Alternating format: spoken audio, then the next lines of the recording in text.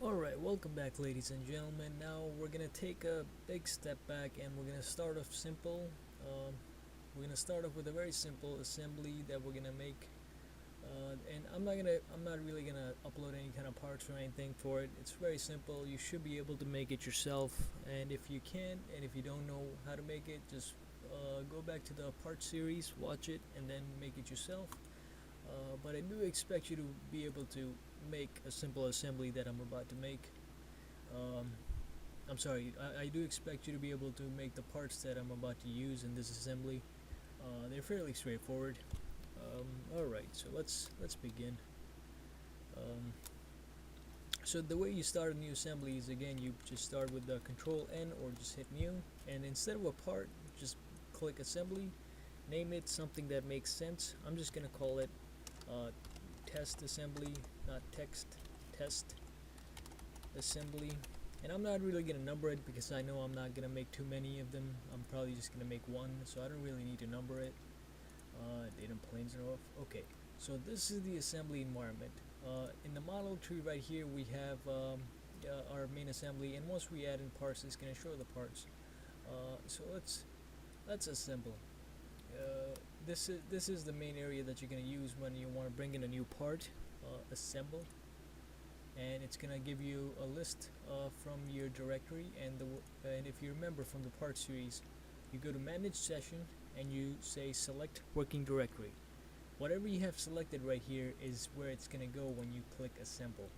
So you should set up your assembly.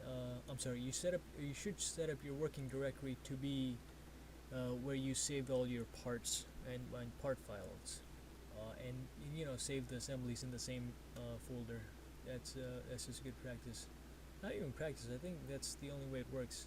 Um, so yeah, I have these parts saved in here. I'm gonna bring them in, and it's I don't know if it's standard practice, but it's, for me at least, it works out well when I have a part in my assembly that's completely static.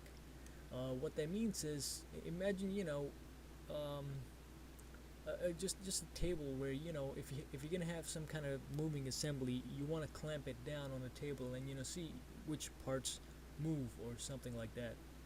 That's probably a terrible example that I just gave you, but what I'm trying to say is, in Creo, it's good practice, for me at least. It has been good practice to have at least one component that doesn't move and other components that kind of move from that component.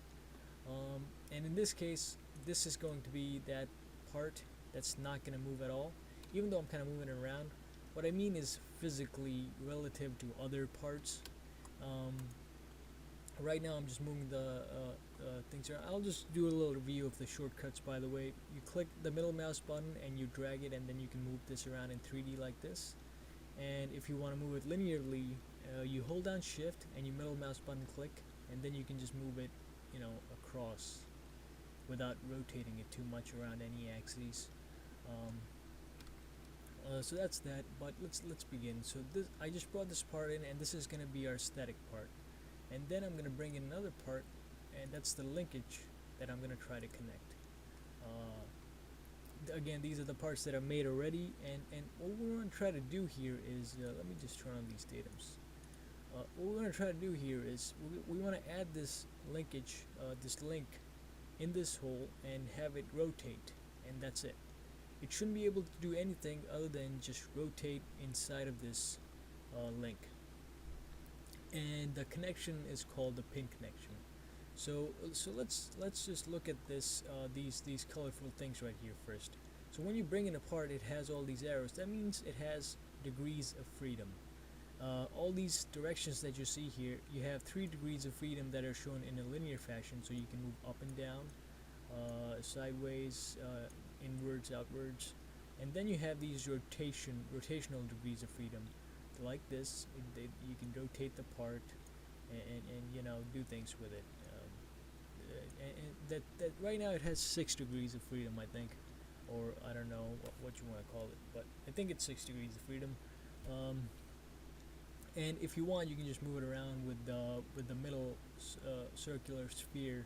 Click it, drag it, and then you can just move it around. Now, This is a very simple assembly, but if you're working with something like the one we showed you in the I showed you in the I don't know why I said we, but uh, if you're working with something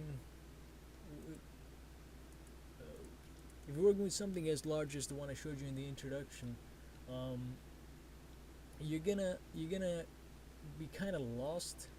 And what I mean by that is this is a fairly small part, and if you have a large assembly, if I zoom out, this is exactly how that part's gonna look. So you're gonna have to zoom into the part, and you're gonna have a large assembly in the background, and it's gonna be kind of difficult to put things into perspective. And you can kind of remedy that by clicking this right here, this window. What it does is it shows you a separate window, and it kind of puts the spotlight on that small piece or any piece that you bring in. And it's kind of handy because you don't really have to go look for the part or try to zoom in, because you can just use this window as a second environment for Creo where you can do things, because it has all these settings in this window as well. So it's a handy feature that I recommend using, but for now we don't really need to, so I won't. So let's go into connections. We have these menus right here, two menus. There are few distinctions between them, and I'll try to kind of properly explain what that is, although it's kind of confusing. So let's click down this menu. We see a bunch of things like pin connection, slider, cylindrical, planar, weld, ball connection, bearings, 6 degrees.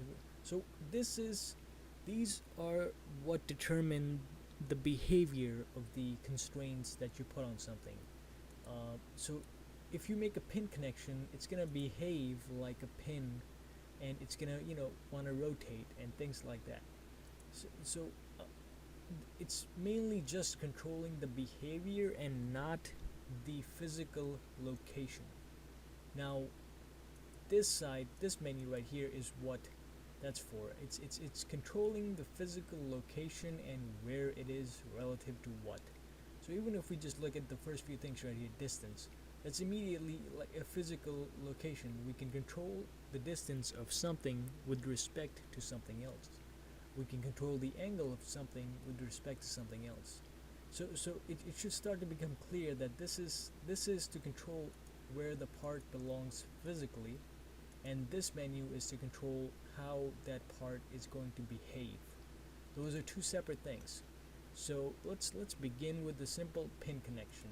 And again, that's a behavior thing. It's going to behave like a pin. Okay?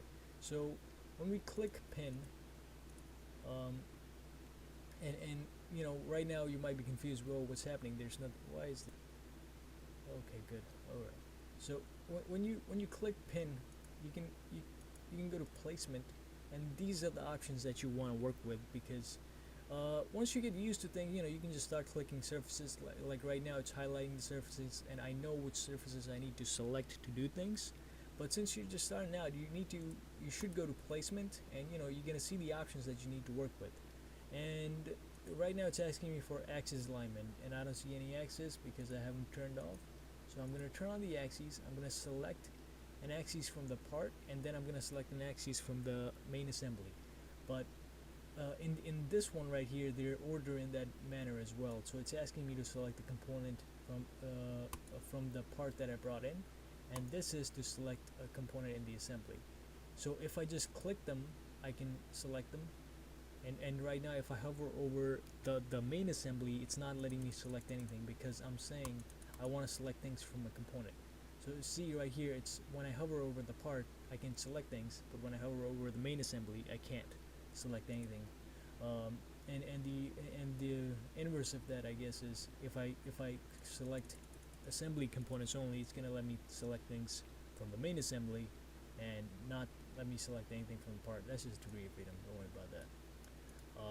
I go over this because this tiny detail helps, because when you have large assemblies and you just need to modify a few things, you can come in here and say, instead of having this particular assembly connection, use this other assembly connection, and you can just modify that one thing instead of having to remove an entire part. But that'll make sense later on.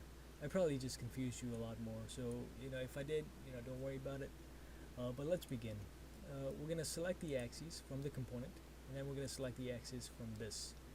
What happened to our part? Oh my god. That might happen. It's okay. We're just gonna click our window right here. It probably just disappeared. Okay, there we go. That tends to happen. And so we selected the axes, and now it should only be able to rotate. But see, it's going a little crazy right here. It can rotate, and it can go backwards and inwards for some reason. And that's the constraints, and that's gonna change once we add a translation. And we can just select surfaces. We could have selected datum planes for this as well if we wanted to, but I'm gonna select surfaces, and I'm gonna select the surface from the part that's going to be coincident with the assembly right here.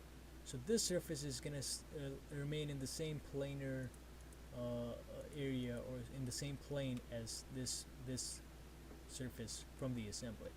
Then I'm gonna hit OK. And when I click and drag again, click Alt and left click while you're holding down Control and Alt. You can drag this, and this thing is rotating now. Let me just go back to again. If you wanna, it's pretty much like the parts. If you wanna edit the constraints, you can go right click on the part from the model tree and click Edit Definition. Few things I want to go over again.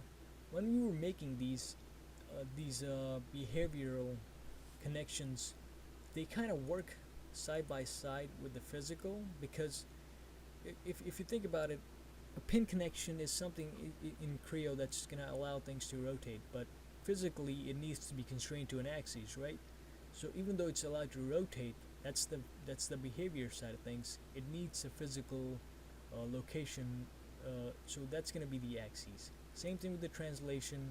The coincident, it means essentially, it's in the same plane as something else, and it shows you the things that are in the same plane as well. From the part, it's showing you a little arrow right here, and from the main assembly, it's showing you an arrow right here and saying these two things are coincident. That's what coincident means. They're in the same plane. I'm probably sounding really redundant, but I just really want to hit the points home that these are the basics, and it's going to get really complicated for you later on once you start working with big assemblies. So you should have strong foundations. But that's all you need after that. And then you can just hit OK, and it works. Let it load. And before I end this video, I want you to pay attention to this little side right here. If I click, I think it's going to make those circles. Okay, so it's yellow right now, and that doesn't really matter too much. But if I hit Control G, it turned green, or I could have just hit Regenerate right here. Sometimes it doesn't let you save assemblies, or you might see some kind of error and you freak out that why isn't it letting me save. So let's just do that right now. If I hit Save and I hit OK, see right here it produced. It's kind of an error, but it's not really. It doesn't really matter. It's just asking you to regenerate it, so just regenerate it, and then you can save it just fine like this, and see there was no error. So just keep an eye out on this, because you're gonna end up in a situation where your assembly is not gonna move at all, and there's gonna be different symbols that you can interact with here. So keep an eye on it. It's like a status indicator of some sort. If it's green, it's good. Yellow, you might be doing something, well, not really something bad, but just regenerate it and see what's happening. And then there's going to be another symbol that you're going to come across that you're going to kind of despise. That symbol usually means nothing's going to move. But that's it for this video. It's a simple pin connection, and just mess around with it. And in the next video, we'll mess around with more connections and see what we can do.